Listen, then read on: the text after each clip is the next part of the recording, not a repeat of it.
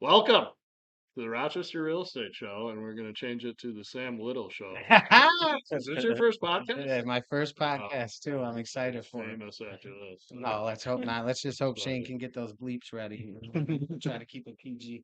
Jason Mancuso here. Anthony Butera Team joined today for the first time, and not the last time, certainly, by either of these fine gentlemen. Sam Little, Realtor extraordinaire, Anthony Butera Team, and Chris Stevens. What's your official title? Sales manager. Sales manager of Premium Mortgage here locally in Rochester. How's everybody doing? Everybody's good. Doing very well, yeah. Thank you. Appreciate you too, Chris. Thank you for your time. Thanks for having me. Yeah. No, this is your first podcast too. Right? Yes, it is. Love it. Let's get after it. We wanted to bring Chris on for some mortgage talk. Alrighty. So Hot bucket industry. So, yeah, right? yeah, very important too. Talk about the mortgages, who you're going to go with here locally as well. But the big topic that we're going to go with today is going to be a 30-year fix compared to a 15-year fixed mortgage, and then we're going to dive into some other hot topics as well. So Chris, if you want to just give a little overview of where you come from, your I'm background I'm in a the premium industry. mortgage. I've been in the mortgage business for over 25 years. I've been with a premium now, I think 15 years all in, something like that. I manage as a Rochester office. We've got 32 loan officers in the Rochester area, and we're the number one lender in Monroe County right now. Well, not to fluff you up, but like I get my stuff for like data and content and advice and specifics. Mhm. Like this is a guy. Yeah. I like to read. Yeah, Yeah, when I we're- first got into the business, they told me about how premium was the gold standard around here. And just in my few years in the business, I can definitely see why you guys stayed apart. For Thank sure. you. love it, love it. All right. So, well, I'll plant the seed to the later topic. But we're here because of all this rhetoric and news and headlines on a 50-year mortgage, right? Yep. Have Bucks joining us too, right? Yeah, Like 50 that's the genesis of this, and that's so we decided, let's actually break down the real tangible options that are actually available to the marketplace, Yep. and kind of do some comparisons. So what do we want to start with? Yeah. 15 or 30 or what? Well, I feel like we might as well start with the 30 year. It's kind of the standard for Americans right now. So let's start with the 30-year fixed mortgage. What are some pros and some cons against that, Chris? I would say, and I just want to, I guess maybe to step back just quick. The market right now, as we all know in this area, is crazy. Yeah.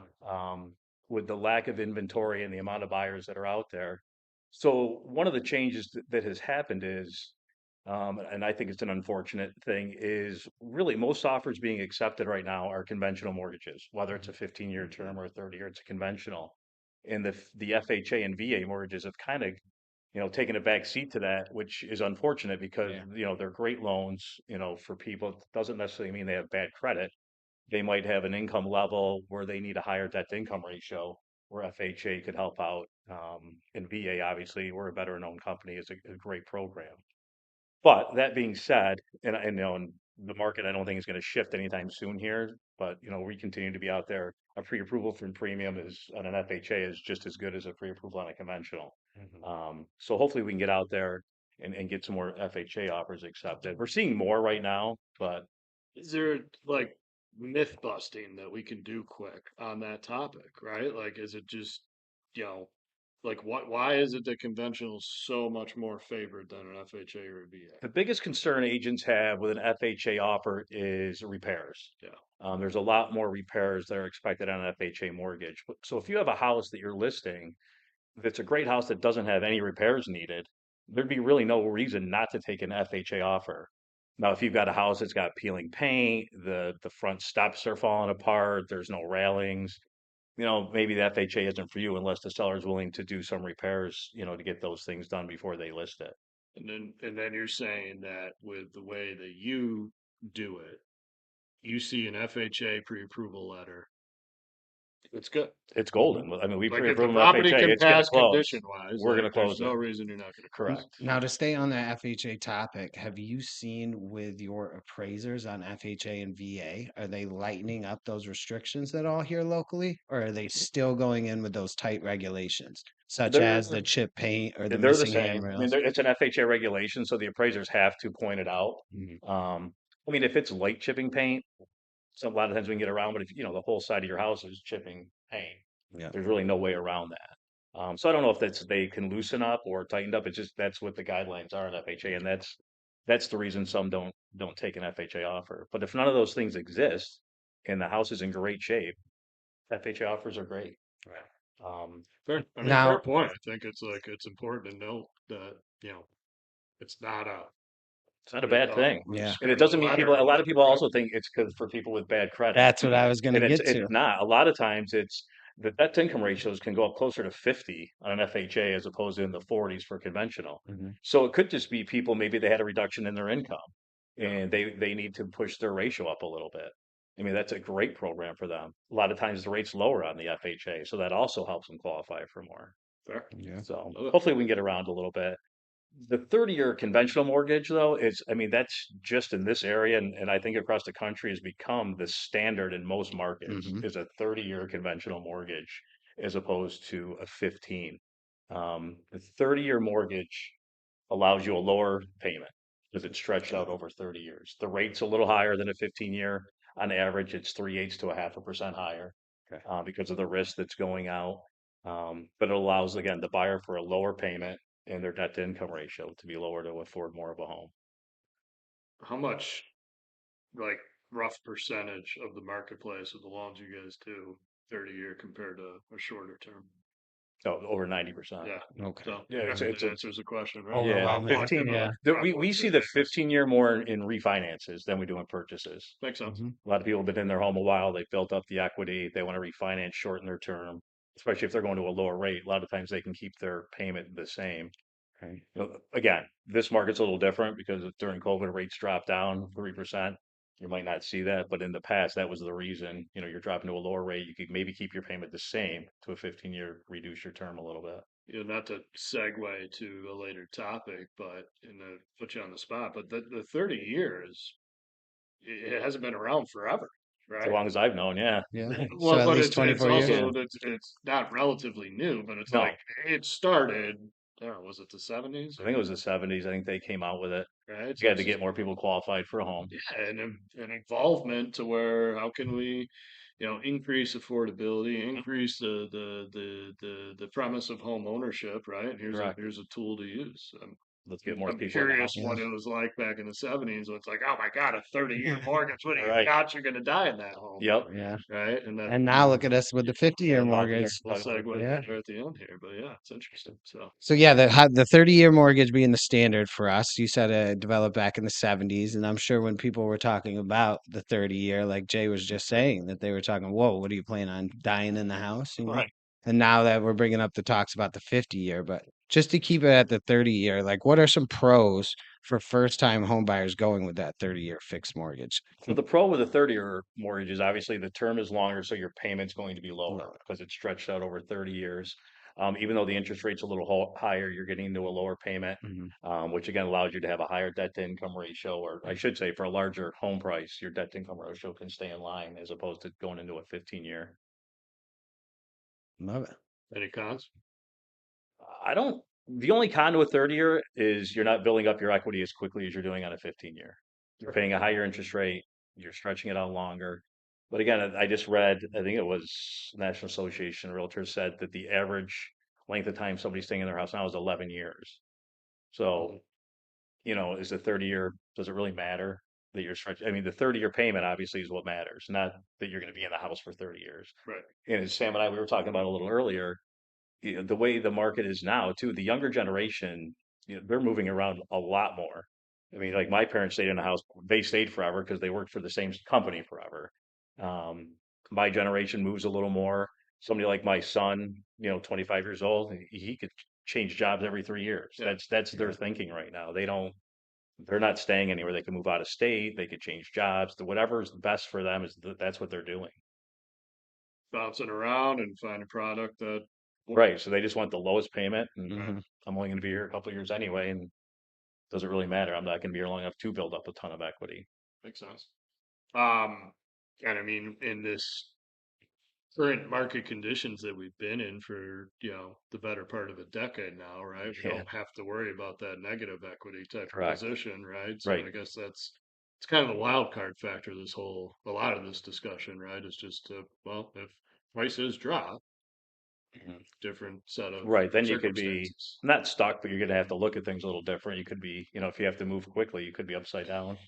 We're just not in that. Not in that market. We're I not. don't see that We happening have no anytime soon predictions either. of being there. I mean, No. it's what is it nationally? They're expecting like a 0.1% decrease, and I think beginning of 2027. Yeah, I just don't see it. I don't, I mean, there's pockets, I think. right, You've got right. Southwest Florida's shifted a little bit. Hmm. I think Austin, Texas has shifted. There's pockets in the country that have changed. Well, and then national data consists of everything. So Right. the negative that you'll see in a market like that, and if we're still growing at whatever three But here percent locally, I compared to just 10% or whatever it is, yeah, like we're still in the positive. You're still growing. it's still crazy around Yeah. here. I love it. Yeah. I mean, we're still 8 days on the market on average, and then we're in a market right now where most of the people are writing these offers with no contingencies attached to them. Sure. Yep.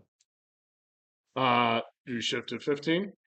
Yeah, so we're going from 30 to 15, So in my years in the business, I've always tried to mention this at least to my clients Yep. to see what type of situation they're in, just because of the financial benefit of the 15-year fixed mortgage. Like we were talking about earlier, the 30-year stretching it out, your payments are going to be lower. But with that 15-year mortgage, you're really attacking that principal You're definitely faster. attacking building up your equity quicker. Yep. Um, your payment, like right now, our average loan size is about 250,000. So if you're going from a 30-year to a 15-year, your payments are going to be about $530 higher, Okay. dropping down to a 15-year. So that's a big chunk of money per month. But if you can afford that, you're definitely building your equity up a lot quicker. I know one of the things that people mention too is you're paying all that interest on a 30-year. And again, fly. Again with it, again, she's with the 30-year mortgage, you're paying obviously more interest over time, Yeah. about 185,000, Yeah. different than a 15-year. But again, most people are not staying in the house 30 years. Mhm. So the 15 year is definitely a good option for someone that has the means to afford that monthly payment. A lot of people, what we say to them is if they're not sure what they want to do, and again, you can get a 10-year mortgage, 15, 20, 25, 30. Okay. There's different variables. A lot of people just talk about 15, 30. A lot of times what we talk to people about is, they get a little nervous, like, hey, do the 30-year mortgage, pay it for now like you're doing a 15-year mortgage. Mhm. And you can build Yeah. up your equity there quicker. Or a lot of people say, just make one extra payment a year. Yeah. And that'll cut your mortgage down. One extra payment a year cuts your 30-year mortgage down to 25 years. Yeah. So that, and that extra payment's all towards principal too. I've also heard about the bi-weekly payment as well. Same thing. That Yep. weekly basically is like Yep. making one extra Yep. payment a year. So instead of paying your mortgage each month, you'd pay it every 2 Yep, weeks. every 2 weeks, which Yep. is basically like doing the same thing. And you can either make one one payment one time, or you can divide that by 12 and do it, Yeah. spread it out. So Most that's services will let you do that. it was interesting that you just said that because I was talking about the 5, 10, 15, 20, 25-year mortgage. I was just talking with one of our agents upstairs and he mentioned that he did a 20-year fixed mortgage. Yep. And that was one of my questions to him. Like, are you able to do a 17-year mortgage if the payments make sense to you? Or Even number, it's got to be even? the multiples of 5. Okay. Yep. Yeah. That's what they do with servicers. Nice. And so if somebody sits down with you, they'll be able to run through those different Yep. numbers of any type of year they would want to do. Yep. Here's a 20-year, here's a 25-year. Hey. Again, most people, what's the 30-year? Yeah. That's really where it is right now. The reference upstairs I was using too, he wanted to do a 15-year mortgage, but they wouldn't allow him because of that debt to income. Yep. So they average it out to be about 20 years. So he's still not doing a 30-year fixed. He's doing a shorter term with 20. So Well, and Sam, from the agent perspective of this, like, and how we, look to go about the process with a client in the sense of like, where are you comfortable financially? right. What do you want to be per month? What do you have saved to go towards down payment and closing costs? What do you want in a house? What location do you want to be in? There's plenty of scenarios where it's like, yeah, you can get all that and do a 15, or maybe it's a 20, or Right. and just really look to fit that criteria and that mold that the buyer wants to fit in, Mhm. right? Versus just like, yep, 30-year, and that's the option, and let's run with it, and take on the most interest accumulation, at least comparatively speaking, right? Yeah, I mean, there's a lot to talk about. I mean, everybody's like payment, payment, payment, but there's a lot more to it than just the payment for somebody's comfort level. It's like, yeah, okay, you can afford a 15-year payment, but what if something changes in your life? What if you have another child? Sure. Hmm. What if you lose your job? Things like that. Like you can't go back. You can't go to a 30-year from a 15-year And I unless you was gonna ask that. refinance and Yeah. pay. But if you're at the 30-year or 25, Yeah. you can always make those extra payments like you were doing at 15-year. Then if something happens, let me just go back to that lower payment for Exactly the what I was 30 thinking year. when we were talking about those extra payments, right? To cut down on the interest paid or the time of the loan itself is like you know, if you have the 30 and then you capitalize on, you know, practice to get a shorter term and pay less interest, you Yep, have the optionality to where Hmm. if it's like, you know, if exactly. you don't have the Yeah. money that month, you're okay. You're still meeting the minimum payment, but now, you know, okay, we'll Right. revert 3 months later and let's apply the payment then and cut Right. this thing down. So almost treating your 30-year fixed like it is a 15-year, Right. making those extra Make those payments, extra paying down those payments. principal without having to have that commitment. Because like you were saying, you can't go, you could do a cash out Right. Yeah. refinance, but Right. go To back refinance to a it, but 30-year. That's a little counterintuitive. yeah, and you know, in this market, things are changing. You never Yeah. know. I think So, it's just like it's a mindset type of thing, and then it becomes a strategy for like if you're a consumer and you're hearing this, like you could implement that for Right. yourself and do a lot of good. Because at Yep. the end of the day, if you're cutting down on 5 years worth of principal and interest Yeah, that's payments, huge. like that's a yeah. huge financial benefit. And for agents on our end, like it's clicking with me to where it's like we got to go out of our way even more to, you know, explain that type of perspective. Right. And that's why it's very important to have a trusted lender locally. Of Like course. you feel comfortable enough, you Yeah. can call, ask these questions too, make sure they're on the same playing And field. we can show people like this is what it would be if you made one extra payment. Mhm. This is what it would be if you made, you know, as if it were a 15-year. Yeah. Yeah. I love that. I love that perspective. I think that's a huge thing for people to capitalize on so that they have more, you know, just benefit from home ownership than just okay, doing the deed and Right. you know making my payments and Mhm. 30 years the way to go and you know that sort of dynamic like really explore the options is I think um like a general theme to this whole discussion as we you know get into like okay what if there's a 50-year option or what Yeah. about a five right Right. or Yeah. whatever but it's just all optionality available to you know your comfort zone is what matters your goals as a buyer when you get to that point. Yep. So as of right now, we got the 30-year fix, kind of the standard here in America that we've been using. We went over the 15-year mortgage, the pros and cons to it. Your debt to income ratio the 15-year mortgage is going to save you less in interest throughout the long term. Right. 30-year payment is going to save you a little more money each month going through it. Yep. Maybe qualify you for a bigger home. Yeah. You know, your debt to income ratio will be down, which is right now the way housing is in this area. A Sure. lot of people need that. Yeah. I think that's important to point out and reiterate, like the you know payment being that much higher on a lower year term Right. now could throw off the numbers to where you only qualify for 300 instead of Correct. 350 Huge or difference. like what is it roughly? How does that play out? Like if you only qualify for 300 on a 15, would it roughly I'm putting you on I the don't. spot, so sorry. I don't even know what I don't know what that would be on It's a okay. 30-year. It's all right. I know. But there is more buying power that you're Definitely more paying buying with. Yeah. power. Sorry. That's all right. I told you not to put me on the Yeah, spot. I got it. I got it. Fun. Now, I don't have my notes here, right? But we were talking about a hybrid strategy. Have you ever heard of that I think is terminology that where I before? think that's where we're talking about making the extra payment. Yeah. Yep. Yeah. Would be the hybrid Right. strategy. At least that I believe you're. Yeah. Yeah, no, So, Yeah, I that's mean, really so what. sticking with that 30-year, but doing And different making the type of extra payments. strategies. And Yep. like I To said, help most pay it services down. allow you to do that. They can set it up for like you. lock yourself into the safest option possible for you Yeah. financially. Right. Yeah. And when you're able and willing to contribute towards your, you know, it just becomes wealth building in a way, right? Yep. You know, I mean, because you want you're to be comfortable. contributing to your equity. You want to be comfortable in the house you buy. You don't want to Yeah. get this mortgage, move into this dream home, and then be stressed every month. But, oh my God, I got to make this payment, and I know. I hope I don't have a car repair. I think that's the most important thing of home ownership is just making sure you're living within your means. Correct. You know, Yep. no offense to you guys, but sometimes you get those pre-approvals that might, go up a little higher, but We sometimes let it's better to everybody know.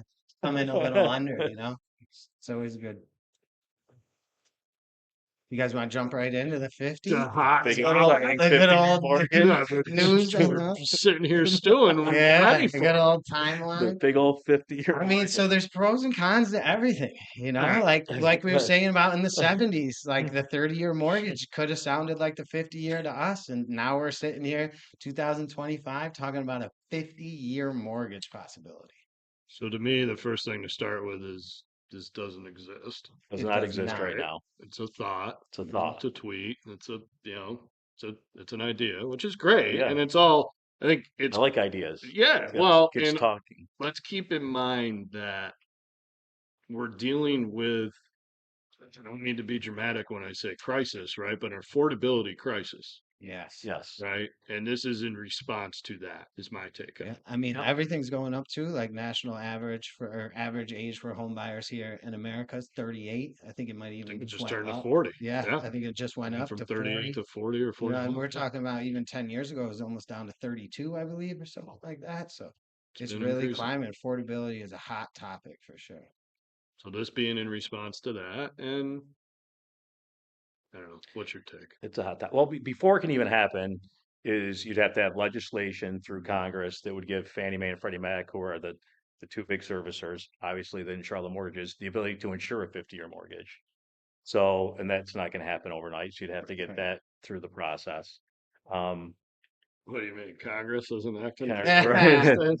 But like I said, bringing up these changes, I don't whether they come to fruition or not. Just bringing them up at least opens up conversation to things that maybe we do need changes in housing. One of the things a lot of people have looked at is there's what's called loan level pricing adjusters on mortgages. Basically, what that is let's say you have a lower credit score, rate's going to be a little higher because the risk is higher. So one of the things that's also being talked about is, hey, maybe we reduce those first to get more people in. Now, a lot of first-time home buyers, those are waived right now if they're below the average median income, Okay. which is nice. But for your, repeat buyer, somebody that's looking to downsize, and their credit's a little lower, they have a higher rate. So if they can adjust those, that'll help affordability. Like It's not just tied up in a 50-year do you mortgage. see that as more of an easier path Yes. to like approval and actually being Yeah, because you don't implemented? need Congress. The FHFA can just make that change themselves. Okay. Like, hey, we're going to take these LLPAs away. They added them for the risk. They could reduce those now if they wanted to. And I know that's being talked about. Okay. One of the things. So that Game that on. that's a quicker fix for portability. But the 50-year mortgage, again, that's the hot topic. It's Yeah. what everybody's talking about right now. Pass that to your grandkids. Okay. So I'll jump in. So I know a lot of the things you see, on social media or even talked about on TV is they're comparing the 30-year with a 50-year and they're not changing the rate. Yeah. They're saying, here's your 30, here's what the pay would be a 50-year. Well, just like with a 15-year to 30, where the difference in rates, 3/8 to a half, people are estimating that'll probably be the difference between a 30 and a 50-year. Right. So it'd be And about a point higher almost. 50, about 50, no, not a point. It'd be Yeah. 50 basis, 50%, 0.5% higher. So instead of 6.375, it'd be 6.875, let's say, on a 50-year. If you're in private mortgage insurance, when you're borrowing over 80%, that could be higher as well. Sure. So what you're really looking at in a savings, again, using the average loan size of 250,000 in this area, you're only going to save $100 to $130 a month going from a 30 to so And then not a what's huge that? difference, but for a first time home buyer, that could be the difference of getting approved for a home. Yeah. That could get their debt to income ratio where they need it to be. So I, that's the positive. I mean, I'm just gonna think out loud, but I'm wondering if this actually comes to fruition based on like, so 15 to 30 and that level of savings, right? 530. Compared to, yeah, like It's not even, yeah, $500 compared to yeah, $100, if that's the example. because you're going out 20 years now Yeah. on top of the 30, and the risk level obviously is a lot higher going out 50 years. Sure. Somebody could foreclose or not make their payments, be Absolutely. delinquent. Right. So, who we're estimating that the difference would be about 3, so half. It could be even higher. Um, I don't think it would be lower going out that far. But again, the the negatives a lot of people say with the 50 years, look, how much more interest are you paying? A ton. But again, who's going to be in their house 50 years? Most people got on average with are the saying same loan. with the same loan. Mhm. Most people are 11 years and they move. So the caveat again, though, is if you're in markets where values aren't going up, you could find yourself in a position where you're in this loan for 4 or 5 years. You haven't built any equity. You're ready to sell. You don't have any equity. You could be upside down. Right. Yeah. But Yeah, because your this area that principal is just just getting paid down that much so much, slower and yeah, lower, right? it's all interest up front. Um, I'm not putting it on the spot. I'm just curious. How many, like, I wonder how many 30-year loans actually go 30 years to where on month Oh, 360, then it's paid off, right? It's I probably would love to very, know that number. I bet it's very little. Like I said, really, if the average person is staying in the house 11 years, there's very few. that stay in their home 30 years. How many are just on that Right. payment book plan where Yeah, it's like, exactly. the last payment, honey, we did it. Yep. Very few people, I would Right, think. right. So I think, the 50 years there's pros and cons with it. Yeah. Well, and from that standpoint of, that aspect I just laid out, like I guess it does have, some teeth to it, right? To where Mhm. it's like, okay, well, yeah, if it's just another tool It just to yeah. allow for home ownership to play out, Come, and that $100 a month difference makes the Yeah. difference for any given And it's buyer. like you said, it's educating the buyer. Yeah, Here's your options, and this is what it is. One of the benefits could be we have what we call rate locked. All these people in these low rates, 3, 4, 5%.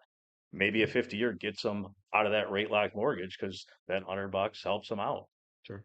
I mean, and especially for a first time home buyer, $100 is a lot of money. yeah.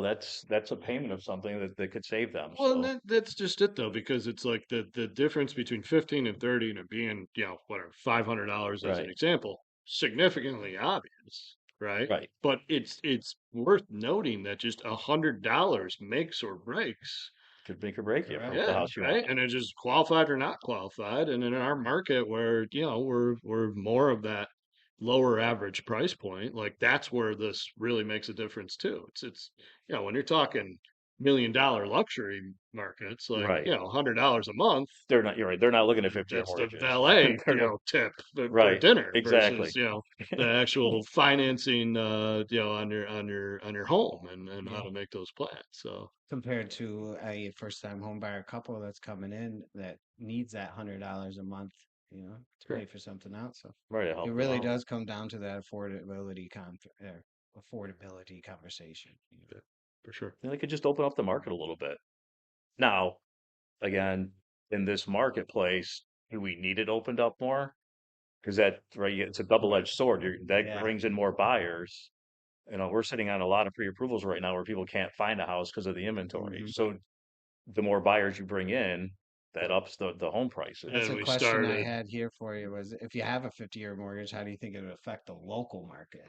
so I think it nothing would, changes. We that how we started the conversation with right, FHA and VA, right? Right. But it would In almost that same drive light as or it that. might the drive home demand prices up up. higher Well, because yeah, you got Yeah, even that's more what I'm buyers in the saying. market More yeah. now. buyers, less Yeah, inventory. I think like think of it from the how we described FHA and VA, right? When you're entertaining an offer as a listing agent, and the risk or not risk, but just the reality, I guess, is like, I got this FHA offer, we got a 50-year mortgage offer, and we got cash. Like, who are we going with, right? Or what we want to get to is like FHA and conventional, like the house qualifies condition wise, like look at them the same and don't leave any money for the seller on the table type of thing. But they're just it's another product that potentially gets unused. I hate to right, say it, right. right? Right. At least Again, like we're until the doing, market changes here locally, which all things do change, but we got a long road to yeah, hoe. we do. But again, bringing it up, it brings up conversation in the mortgage market for affordability. So maybe Yeah. it's not the 50-year mortgage, or maybe it's something that comes from those conversations that comes up that we don't even know about yet that helps out. And I know you touched on it briefly, but like practically speaking, what roadblocks and regulations do you see preventing that 50-year mortgage? Like you said, we got to go through You got to Congress. go We through got to, Congress. You got to allow Fannie and Freddie to do it, and then there's what's called the qualified mortgage. That's where they'd have to see if that would fit in. I mean, you're adding a lot of risk to people on a 50 years. So, a lot of people say it's a great thing, and then you've got the other side saying, "Well, I think it's a horrible thing." So there's going to be a lot of that going on before it would even come to fruition, I think. But again, I don't think it's bad to talk about because Let topic right now. something needs to change, I think, for first time home buyers Yeah. to help them out. Because again, I think the payment, I think on the 6375, it's like $1,560. That's a rent payment around here. I'd rather own a home Sure. than rent. So if that 50 year or something like it gets somebody into a house that, yeah, they're not building up equity quickly, but it's their house. They own it. They own it. They're not paying a landlord money. They've got an equity piece that they can build on. People talk about generational wealth. It starts with owning a home. Well, even before wealth like this, I'm really going to dive off the deep end here, but I read something. It was it was on Realtor.com, but it was a reference to a study that's correlating the decline in fertility and birth rates. Yeah, we dove into this. The Wow. decline to that, which has been a Correct. pretty steep decline in the last 20 years, Right. to the incline in It directly correlates with home ownership. affordability of homes, right? And the how much less affordable home ownership is, and therefore how much of a decline we have in fertility rates. Yeah. You To the think because point people of can't like, afford well, I'm in this apartment, I don't want to start a family right Oh, now. I yeah. Yeah. can't own a Yeah. home, like, Right. I The don't data necessarily I didn't even think of agree it with that the way. direct data correlation supports as Right. it's a one for one, but I can see where it's like, yeah, I'm gonna wait to Right. start a family till I get in my home, and what the hell, I can't buy a home, I think there's so data we're to stuck. support that. But yeah, they're making studies and Man, we did go off the deep yeah, end. Yeah, Holy we cow. totally. We're ready. That was you. But I didn't see it that. I'm all like, it oh, all The yeah, birth rate. it all comes back to the affordability. it does make sense. That's Those the are the fucking- concept, right? yeah. So I think it's good that that's the positive with all this is, I mean, I don't know. My opinion is like just that general topic of let's get, if there was the war room, so to speak, right? Let's get Right. all the ideas on the table, and somehow this one got in the hands of the news or whatever you want to call it, and now it's gone viral, right? But Yep. it's there's other stuff in the works too, to like you mentioned with the uh whatever the hell you mentioned there, the credit, Oh, the loan level pricing yeah, adjuster. Yep, for exactly, lower credit. that stuff, and just would like get all hands on deck to Yes. support any sort of boost to lessen affordability Yeah. issues. Those things can be done quickly too. Again, the more risk you can open up the credit box a little bit, right? Like say you want to go to a higher LTV, 97%, maybe even finance 100. Can you allow people to do that with maybe lower credit, but the rate's going to be higher? But does that offset? They can still afford it, right? There's a lot of things that can be looked at prior to a 50-year mortgage having to be out there to get people into a home. You know, what we tell people all the time is, or what should my kids be doing? What should I be doing? Save your money and pay your bills on time. I mean, it's the old adage. It's the simplest thing to do. Don't I think during COVID, unfortunately, people overextended themselves. They were getting free money from the government. They didn't have to drive to work. They were getting paid.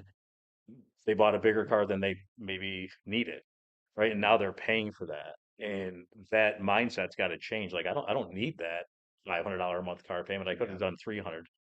So if you're looking to buy a home, keep the debts low and put as much money away as you can. Make your dinner. Don't go out to eat. Don't DoorDash everything. I mean, they're simple things, but really Compound interest. that's what helps. Let me tell you about the study about DoorDash and the decline in birth rates too. Yeah. That's it. That's probably incline. Yeah, stay in that, right? Incline. Honey, order some DoorDash. Just to build off that last comment, that was like a question I had. For a client of mine who was house hunting right now in Rochester, sitting down to choose a loan, what's the single most important question they should be asking themselves and you to ensure they choose the right term? It's affordability. What can you afford? What are you comfortable with? What do you have money in reserves? Have you saved money? Are you comfortable in your job right now? Is it a job where you're going to be there for a while, or if you wanted to make a change, you could, and you're employable? Are you in a position, where maybe you're looking at, God, there could be layoffs down the road, Right. and the buyer really has to sit back and think for themselves what they're comfortable with, not just what can I afford. Because like you said, I mean, what people can afford is not necessarily what they should be doing. Right. You can always afford something, but if there was a change in your lifestyle or something that happens, car breaks down, your spouse loses their job. That changes the whole dynamic. You have to be prepared for those things. I'm thinking of commitment too, right? Like, what are you willing to commit to? Because this, to get yourself in a comfortable financial position to own a home as a first time home buyer, or just move on up, right, and Right. get the bigger home. They may require some commitments of change in order to get to that place of affordability, i.e., stop door dashing. Stop door. Right? If it's going to lead to an extra Right. $200 in your pocket every month by changing that sort of lifestyle, are you willing to do that, or is whatever vice or Right. Like you were saying, DoorDash habit that you have going to a trumps 50 year all? saves you $120. I guarantee a lot of people are spending Yeah, $120 on exactly. Netflix and Yeah. DoorDash Well, that's and not kind of even what. thinking twice about it. Yeah, that's what got me thinking on it, right? It's Yeah. like, all right, if we need to go to, a potential quote unquote extreme of a 50-year mortgage to just save $100, I Right. mean, Right. what else could you Yeah. do? Right? Like Right. who's What's that saying about society, really? birthright so low? And I Too just keep low. wanting to reference the movie Idiocracy. That's what it makes me think of I when haven't you seen say that one. that. Oh, you would love that one. Yeah. It's a little boring. Yeah. Well, And the people, first time home buyers, it's your dream home. It's not your forever home. It doesn't have to be perfect. You might have to get in there and, this month we're going to fix this, or this year we're going to fix the bathroom. Next year we're You going sound like me to fix now. something. It doesn't, I think a lot of kids today live with their parents in their homes and they're like, this is my house. And then they move out and they're like, oh my God, this isn't what I'm used I to. think the sweat equity conversation is Huge. huge. You know what I mean? Yeah. Like I was always raised that you want the worst house on the nicest block, and then you can buy it and Yeah. put in the work and build up that equity. Nowadays, I do feel like a lot of my clients lean towards those HGTV 10 out of 10. Yeah. It's got to be This is the perfect. one I already want. made. Yeah. Yeah. I'm the bearer of bad news every time I say, Fair. It's fair. What else? It's on the agenda. What else we got? "Oh, we wrapping up now, boss. Yeah. We only have 4:30, hard cut." One. So here's another one. What's the key takeaway you want our listeners to have about choosing mortgage terms in the current economic environment? So, what's one key takeaway you would like them to know? I think they have to budget and look at what they're comfortable with. Mhm. That's the biggest thing. Like I said, every bank will approve you for probably more than you need. Yeah, that's what I was thinking. I mean, They want to, because we don't know, right? Like when you approve somebody for a mortgage, you're not looking at what their Netflix bill is. You're not looking at what their extracurricular activities are in regards to what they're spending. So you have to know in your head, these are what I'm spending outside of my Visa bill, my car payment. You have to look at those things and how you want to live your lifestyle. Can I afford to reduce those things to buy this house? Yeah. I mean, I think especially first time home buyers need to be educated, and these are the things to look at. And we rely on you guys just as much as you guys rely on us. When you're showing them homes, you kind of bring those things up. Mhm. Like, hey, this could be, in your wheelhouse if maybe you dial back on a few of these things that you're doing. You don't have to go out to eat all the time Yeah. or That's where it comes down to the needs analysis of agent Right. to clients, understanding, having that personal connection with them, making sure we know their wants, their needs, and their affordability, what they're Yep. able and what they're comfortable Yeah, with. we want to be able to make sure that we can help you get there. Whatever your goals are, whatever you need to have happen, we want to make sure we have a, clear path to that. Mhm. And I think like, the way I think about that answer is to just to be proactive. Like if you have a desire to own a home or a want or need, to make sure that you're not just like, well, I hear this 50-year mortgage is coming out and let me wait for that. Right. That'll be my Right. magic bullet, right? Like I think people are surprised by the options that they have when they start to look into them. So like if Yeah. there's, any sort of an itch, go scratch it. Right. I was just about to say, because people think Figure out about your stuff all the options. time, but action, make a call, Make a Yeah. call. call premium, call your mortgage or call your realtor, ask questions. Yeah. Like what you See, said, a lot of people renting, right? They're already making the rent payment that could be their mortgage yeah, payment, if not more. It's like, hey, if you just save this money though, you can get out of renting. It's going to take you 6 months or 12 months, but this is your timeline. This is the roadmap to get into your first home. And all relative to this current strain of affordability, right? Like people pigeonhole themselves and just assume like, hey, I'm not gonna be able to do that. Like, Right. yeah, I'm not going to make that call. right. I'm And just going to stay here and rent. that's not possible. I can't make that happen. I can't swing that. And the reality is, you probably can. a couple Right. questions away from Right. Right. Or, there's definitely a way to develop a plan to get to a place where you can. Right. So, Yeah. are you willing to commit to that? There's always a plan. Yeah, there's a will, At there's a least I way. hope there's a plan. You got to get those birth rates up. Yeah. Yeah, start. Get those- People, no, more buyers. No. Prices up even more. Jeez. Well, hey, I appreciate it. Thank you Yeah, guys. I that'd be appreciate it. great. Wow, this was great. Yeah. Sam Yeah. Little, Anthony Butera Team, Chris Stevens, Premium Mortgage. Catch you next time, Rochester Real Estate Show. Check us out on YouTube, all your podcast Subscribe. What do subscription they say? steps. Subscribe. Like and subscribe. Like and subscribe. Yeah. Yeah.